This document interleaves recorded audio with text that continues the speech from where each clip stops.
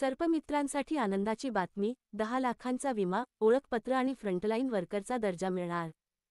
राज्यातील सर्पमित्रांसाठी एक अत्यंत दिलासादायक आणि आनंदाची बातमी आहे.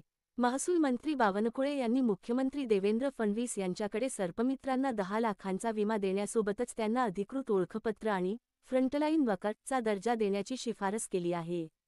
आपल्या जीवाची पर्वा न करता 24 तास मोफत सेवा देऊन सर्पांना पकडणारे आणि त्यांचे संरक्षण करणारे सर्पमित्र अनेकदा धोक्याचा सामना करत असतात.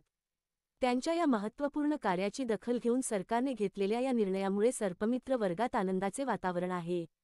हा निर्णय सर्पमित्रांच्या सुरक्षिततेसाठी आणि त्यांच्या कार्याला अधिकृत मान्यता मिळवून देण्यासाठी अत्यंत महत्त्वाचा ठरणार आहे. सर्पमित्रांसाठी आनंदाची बातमी, 10 लाखांचा विमा, ओळखपत्र आणि फ्रंटलाईन वर्करचा दर्जा मिळणार. राज्यातील सर्पमित्रांसाठी एक अत्यंत दिलासादायक आणि आनंदाची बातमी आहे. महसूल मंत्री बावनकुळे यांनी मुख्यमंत्री देवेंद्र फडणवीस यांच्याकडे सर्पमित्रांना 10 लाखांचा विमा देण्यासोबतच त्यांना अधिकृत ओळखपत्र आणि फ्रंटलाईन वर्करचा दर्जा देण्याची शिफारस केली आहे. आपल्या जीवाची पर्वा न करता 24 तास मोफत सेवा देऊन सर्पांना पकडणारे आणि त्यांचे संरक्षण करणारे सर्पमित्र अनेकदा धोक्याचा सामना करत असतात. त्यांच्या या महत्त्वपूर्ण कार्याची दखल घेऊन सरकारने घेतलेल्या या निर्णयामुळे सर्पमित्र वर्गात आनंदाचे वातावरण आहे.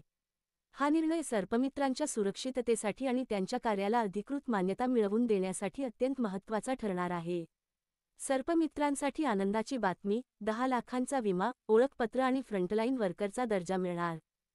राज्यातील